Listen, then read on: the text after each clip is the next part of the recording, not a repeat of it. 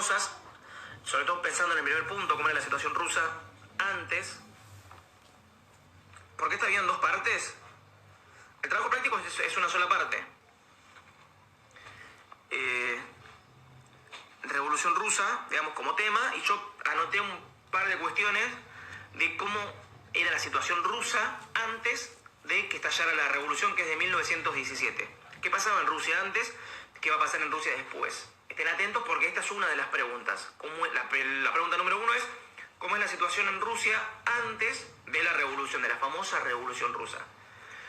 Si uno busca en internet revoluciones, van a ver que está la revolución industrial, la revolución francesa y la revolución rusa, la revolución mexicana, la revolución cubana, pero la revolución rusa quizás sea, junto con la revolución francesa y la revolución industrial, la revolución, también en mayúscula.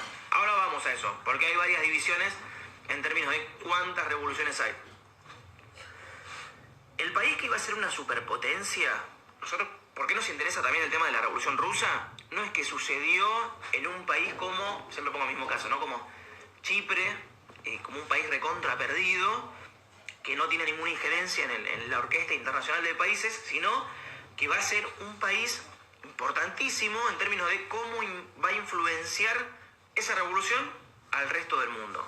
Y ese país cambia de nombre incluso luego de la revolución, y con este nuevo nombre y con estas nuevas ideas políticas va a influenciar a más de la mitad del planeta. Por eso es recontra importante en todo el siglo XX saber qué pasó primero con la Revolución Rusa y después con Rusia, que hoy se llama Rusia, pero en todo medio de este proceso tuvo otro nombre, que es la URSS.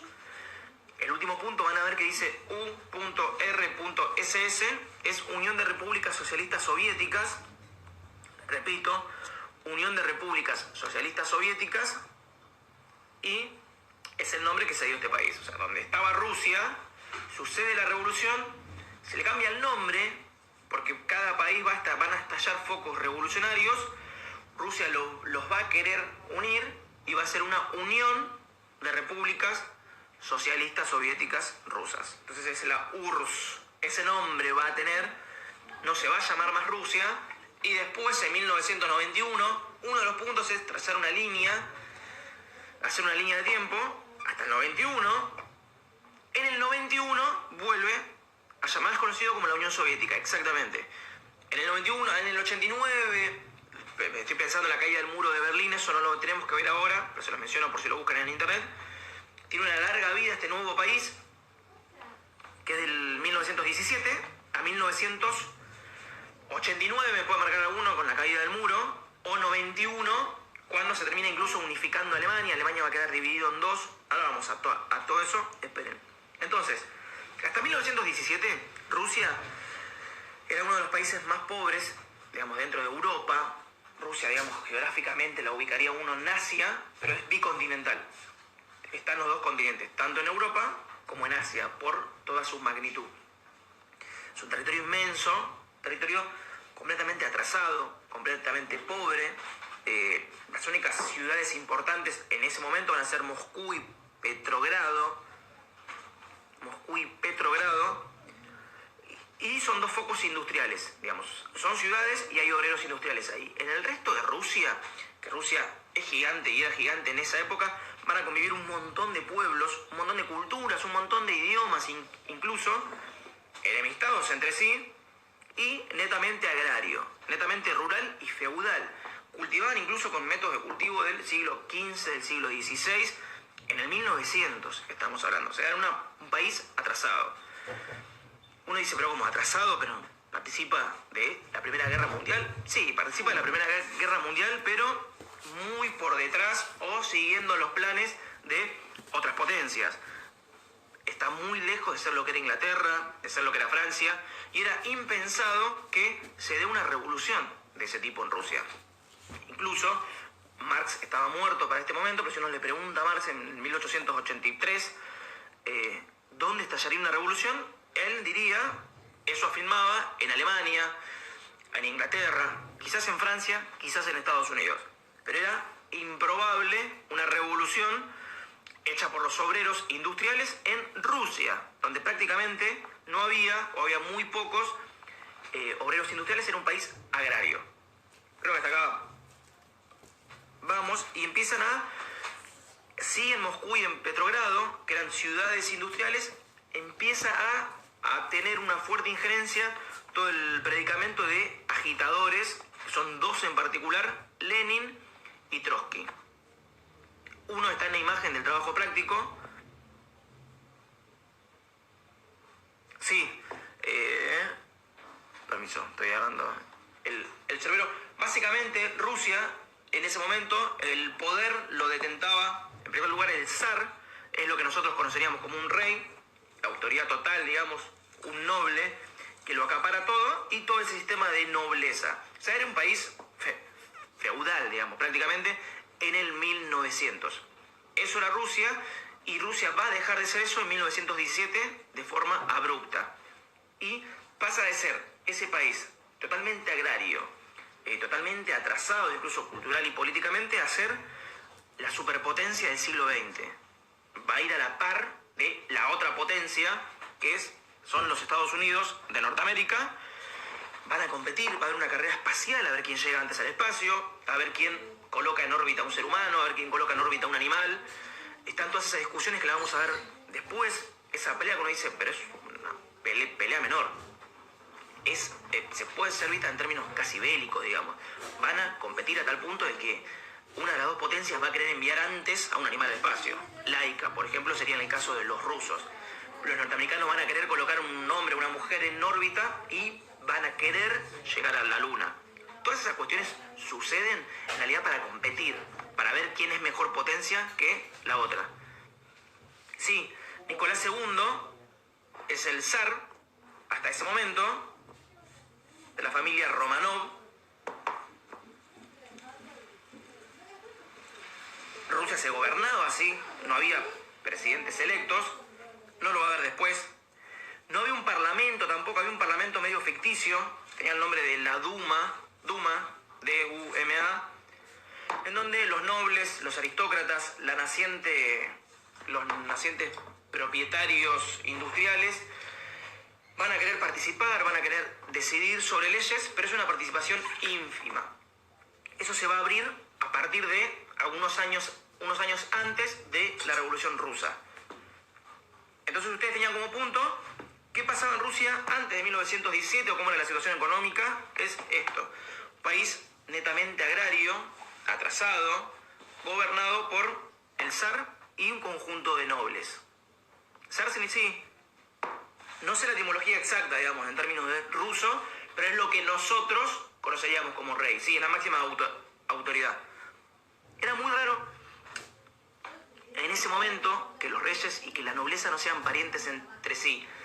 Uno de los ejercicios interesantes que siempre hago cuando podemos vernos las caras y estar durante 2 horas en una clase es, si lo pueden hacer después, cuando hagan el trabajo práctico, busquen la foto de Nicolás II, el zar de Rusia, y el rey inglés. Intenten hacer eso. Busquen la foto de la Primera Guerra Mundial, el rey inglés y el zar de Rusia. Eran exactamente iguales, casi gemelos. ¿Por qué? Porque eran primos.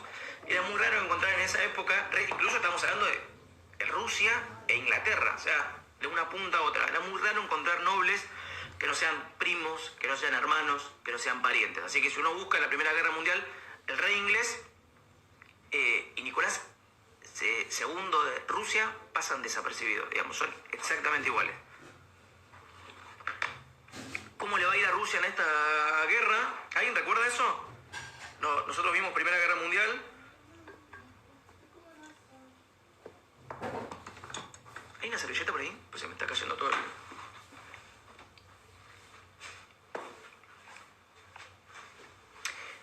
La Primera Guerra Mundial, Rusia se retira en 1917, la guerra dura hasta el 18, pero se retira en el 17 precisamente por todas estas épocas convulsionadas donde tiene que retirarse antes. Son los mismos revolucionarios los que le dicen al zar, en realidad el zar ya no existía más, pero los que le dicen a la Duma, listo, tenemos que dejar de participar en una guerra que no tiene ningún sentido. Entonces, el punto número 1 creo que es digamos de cómo era Rusia Rusia, antes de 1917, era uno de los países, digamos, dentro de Europa, algunos lo ubique geográficamente, su mayor extensión territorial en Asia, era de los países más atrasados. País netamente agrario, vínculos feudales en el campo, dos ciudades, Petrogrado y Moscú, de importancia, que es donde se va a comenzar a gestar, donde va a empezar a aparecer otro tipo de ideas. Como antecedentes a la Revolución Rusa de 1917, tenemos que mencionar, algunos la destacan como la primer revolución rusa. No sé si llega, digamos, a tener esta categoría de revolución, porque no trastoca el poder político, pero sí genera algunos cambios que son grandes, incluso. En 1905, el zarismo, digamos, todo el rey ruso, y Rusia en general va a estar en guerra con Japón. Japón, país vecino, digamos, uno se ubica en un mapa, tenemos a Rusia, tenemos a Japón al lado. Una guerra que estaba siendo para Rusia desastrosa, digamos. Japón estaba ganando, nosotros siempre repito lo mismo cuando decimos ganar o perder en una guerra. Es rara esa afirmación porque, por ejemplo, siempre pongo el mismo caso, ¿no? Francia en la Segunda Guerra Mundial, en términos de qué bando está, ganaría esa guerra, pero uno difícilmente pueda decir de que Francia ganó esa guerra, cuando fue ocupada por los nazis, cuando la población fue diezmada, cuando su economía virtualmente llegó a desaparecer. Entonces, en términos de ganar o perder es medio raro, pero podríamos decir que Rusia contra Japón, Japón imperial, estaba perdiendo la guerra en 1905. Esto genera descontentos. 1905, que es una de las preguntas, es ¿por qué es importante 1905 para la revolución? Empieza a haber huelgas en fábricas, se pide la libertad de los presos políticos, o sea, el zar, no había libertad de prensa, uno no podía opinar en contra del zar, entonces son colocados prisioneros. Hay una cárcel gigante en Siberia. Y se pide sobre todo el fin de esa guerra. El 9 de enero, que se pasó a la historia como un domingo trágico, un domingo negro, más o menos 140.000, un montón, 140.000 trabajadores se dirigen al Palacio de Invierno, que es la residencia del zar, a pedirle. No había todavía ninguna discusión de queremos que se vaya el zar, queremos un gobierno constitucional, queremos una república, eso no estaba en la agenda política. Ahora después vamos a esas cuestiones. No pedían eso, por eso digo, difícilmente puede ser catalogado de revolución, pero sí lo que piden es el fin de la guerra. ¿Qué va a hacer el zar en ese momento y el ejército del zar? Uno podría decir, bueno, es una demanda suave, digamos, 140.000 obreros pidiendo el cese de la guerra. Van a ser duramente reprimidos, digamos, va a ser una masacre, y eso va a pasar la historia de Rusia, y va a ser uno de los antecedentes a la posterior revolución de 1917. Estamos hablando de 1905 aún. Después de esta masacre, otro de los eventos particulares, un acorazado. Siempre hay estudiantes que saben mucho de barcos, de guerras. Un acorazado ruso emblemático, el acorazado Potemkin, se revela en alta mar por todas estas medidas del zar. Se revela de forma interna, destituyen a los altos mandos del barco, del acorazado, y ponen rumbo a Odessa a querer unirse con los simpatizantes, con los revolucionarios de 1905, digamos. Va a haber unos buques que tienen la orden de reprimir al Potemkin. No se unen, digamos, no es que se sublevan también y trastocan ese orden, no lo reprimen. Les da cosa reprimirlo porque son compañeros de armas, digamos, es un acorazado del zar, aunque se les revele momentáneamente. Entonces, cuando el zar manda a otros buques a reprimir al acorazado Potemkin, no lo van a querer hacer. Si bien es un fracaso la revolución del 5 en términos de que primero no conquistan el poder político, el acorazado Potemkin no pasa más de eso, digamos, de una rebelión interna en un barco. Esto va a demostrar varias cosas. En primer lugar, de que es posible hacer una revolución armada, de que es posible que estas ideas dejen de hacer el foco en los trabajadores, en los obreros industriales, sino que también sean tomadas, sean hechas carne por los marinos. ¿Se entiende hasta ahora? Uno podría decir, Bueno, sí, los trabajadores industriales son revolucionarios. Lo que demuestra 1905 es que los mismos soldados, el mismo ejército, y en este caso los marinos del Potemkin, van a hacer suya la causa de la revolución. Después hablamos de lo de Corea. Vamos así, hacemos rápido con revolución, la revolución rusa del 17, y después vamos a hablar de Corea un poco, si quieren. El zar lo que hace, digamos, ante todas estas presiones de 1905, por eso es importante el año, le empieza a dar importancia a la Duma, que es nuestro Congreso, digamos. Permite que se reúnan los burgueses, que se reúnan los trabajadores, que empiecen a discutir cuestiones de leyes, y sobre todo aparece un órgano que es el de los soviets. Por eso me decían más conocida como la Unión Soviética, el nombre viene de acá.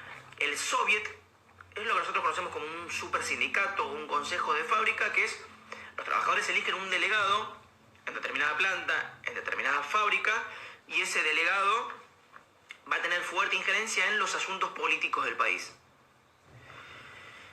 Creo que vamos hasta acá. El soviet va a ser tan importante, digamos, en la Rusia de 1905, que va a empezar a controlar el correo, el telégrafo, los ferrocarriles, y va a decretar el soviet la jornada de 8 horas. O sea, va a estar prohibido trabajar más de 8 horas.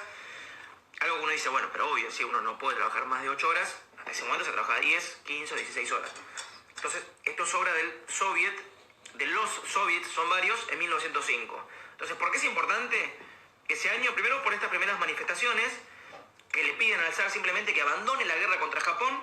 Son duramente reprimidos, entonces ya es importante por eso, porque empieza a generar un encono entre el pueblo ruso y el zar. Dicen, pero ¿cómo? Yo estoy yendo a reclamar, no estoy pidiendo la destitución del zar, simplemente que nos retiremos de esa guerra contra Japón, que no tiene mucho sentido, y nos responden así. En segundo lugar, demuestra que estas ideas, digamos, estaban pegando no solo en los trabajadores, sino también en los marinos rusos. Por eso es el levantamiento muy importante de la coraza Potemkin. Y además lo que hace es permitir que haya determinada apertura. El zar, en realidad es el rey, ¿no? Pero es el zar, lo que hace es, Nicolás II, permitir que haya una apertura, que exista un congreso. El congreso existía, ¿no? Es lo que se llama Duma, que se voten leyes, y que estos soviets puedan controlar el ferrocarril, el telégrafo, el correo.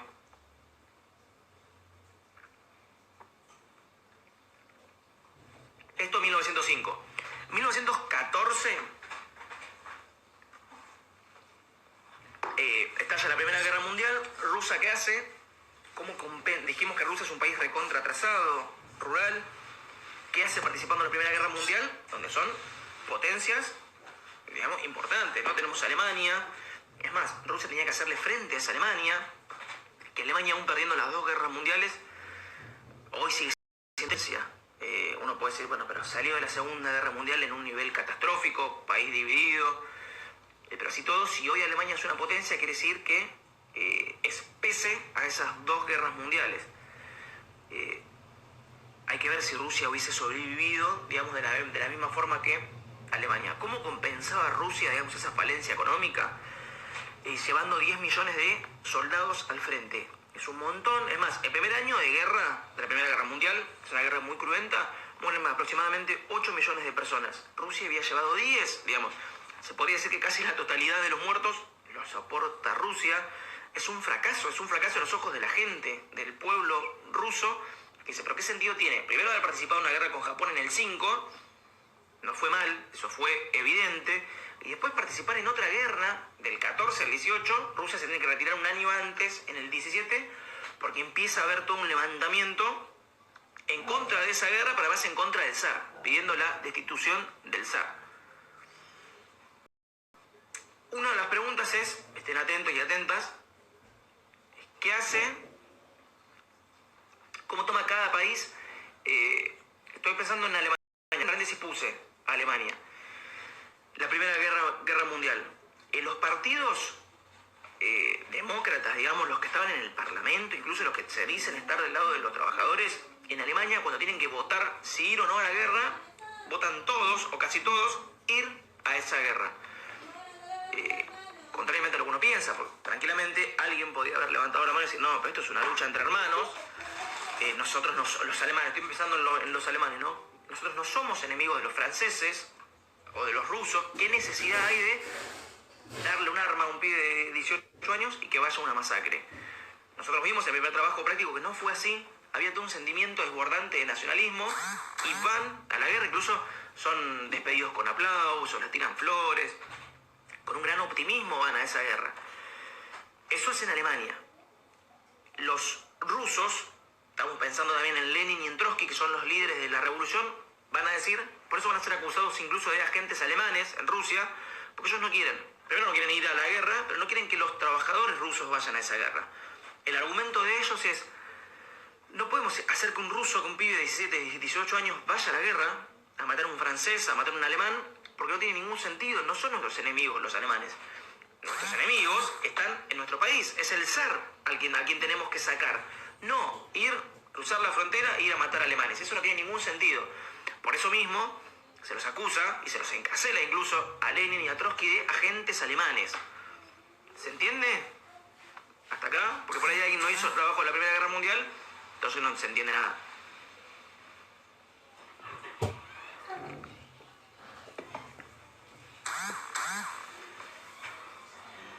¿Qué pasa en la Primera Guerra Mundial? Es igual a la Primera Guerra Mundial es igual a la guerra con Japón. Es un desastre para Rusia. Rusia estaría del lado de los vencidos, aunque se retira antes, está de ese lado. Pero se retira, la guerra dijimos que termina en el 18. Rusia ingresa en el 14, pero se retira en el 17, o sea, se retira un año antes. Entonces no sabemos, digamos, cómo le pudo haber ido a Rusia, pero estaba siendo realmente un desastre. Había escasez de pan en Rusia, las fábricas estaban totalmente cerradas, había algo que se denominaba las colas de pan, la gente hacía filas de cuadras y cuadras y cuadras, porque no había harina, los trenes prácticamente tampoco andaban, todo el esfuerzo iba destinado hacia la guerra, que encima era un fracaso. Entonces comienzan a existir, digamos, comienzan a haber huelgas en Petrogrado. Ya estamos en 1917. Hay dos revoluciones o dos procesos en esa revolución. Uno es el de febrero y otro es el de octubre. También estaba pidiendo que estén atentos al directo porque Rusia tenía otro calendario en esa época. Entonces, cuando busquen la revolución de octubre, les puede llegar a aparecer la revolución de septiembre. No pasa nada si no vieron el directo, si no me entienden a mí y buscan en internet y les aparecen otros meses, porque les va a aparecer que la de octubre en realidad sucedió en septiembre, pero es porque los tipos tenían otro calendario hasta 1917. Por eso hay una confusión en términos de fechas, por eso la importancia de que me estén escuchando. ¿Quiénes arrancan la huelga, digamos? ¿Quiénes arrancan todo el levantamiento revolucionario de 1917? En febrero, voy a hablar primero de febrero, después de octubre. Las obreras textiles, las mujeres, como el 1 de mayo también, digamos, el Día Internacional de la Mujer, son ocultadas, digamos, por la historiografía, que es escrita por hombres, pero la Revolución de Febrero arranca por obra de las mujeres. Son las obreras textiles, acá arrancan con una huelga, es decir, acá no se trabaja, y hay una seguidilla de fábricas que empiezan a parar en toda Rusia. En 5 días se van a empezar a suceder manifestaciones y prácticamente no queda fábrica en pie, digamos, trabajando y produciendo normalmente. Hay un gran paro, una gran huelga a nivel, en toda Rusia. Y este movimiento que arrancó en contra de la guerra pronto va a pedir la abdicación del zar, es decir, que no haya más rey. Empezar a pensar otro tipo de país, una república, que de hecho va a tener el nombre de república, pero que deje de existir un zar. Esto pasa con la Primera Guerra Mundial, no es que pasa en Rusia solo, sino que todos estos imperios coloniales, donde había un rey, donde había un zar, donde había un emperador, van a empezar a caer. Porque nosotros cuando hablamos de emperador, no pasa nada si no puede entrar. Que después mire el directo 24 horas después o en YouTube, que yo lo voy a subir después. Todas estas monarquías de reyes, de nobles, va a empezar a caer o a dejar de tener importancia. Por ejemplo, hoy en España hay un rey, pero ese rey no gobierna. Es una figurita decorativa. En Francia, 1789, no querían la existencia del rey, lo agarran y le cortan la cabeza, lo decapitan a él y a su familia. Entonces estamos en un momento histórico donde ya es anacrónico que que exista un rey, que exista un zar que gobierne, que es listo, mañana vamos a una guerra con Japón. ¿Por qué? Porque se le ocurre el zar. Entonces, en primer lugar reclaman eso, el cese de esas guerras. Primero la de Japón, la del 5 y la primera del 17. Y ya que están, digamos, sobre todo porque el descontento es general, no hay pan, no andan mal los trenes, no hay producción, piden que se vaya el zar. Que renuncie, que abdique, es el término exacto cuando renuncia un rey, come larga, que abdique el zar. Quienes se sublevan también, y esto es importantísimo, ya había un antecedente en el 5, los soldados y los marinos se empiezan a sublevar también. Entonces, todas estas rebeliones en las calles no van a ser simples trabajadores, sino que van a ser marinos y soldados que vienen del frente, algunos recontra enojados, porque no tenían armas, porque les está yendo mal, entonces vuelven armados, pelotones enteros, a querer la cabeza del zar, del rey.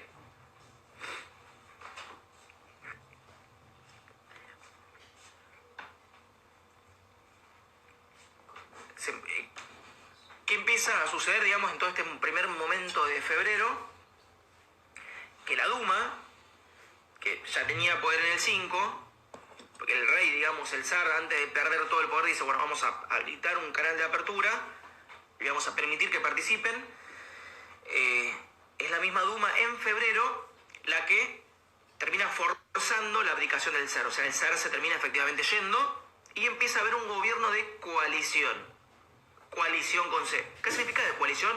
Varias fuerzas, no hay ninguna que sea más fuerte que otra, se tienen que poner de acuerdo y decidir por los asuntos del país. Ya no está más el zar, el rey, entonces este gobierno de coalición, que son trabajadores, marinos, soldados, los dueños de las fábricas, los dueños de los trenes, tienen que decidir qué hacer. ¿Qué pasa? Tenemos también a Lenin y a Trotsky, que son representantes de los trabajadores, y ellos van a decir, queremos que todo el poder lo tengan los soviets, serían los sindicatos, digamos, que todo el poder esté en manos de los trabajadores y de los sindicatos. El poder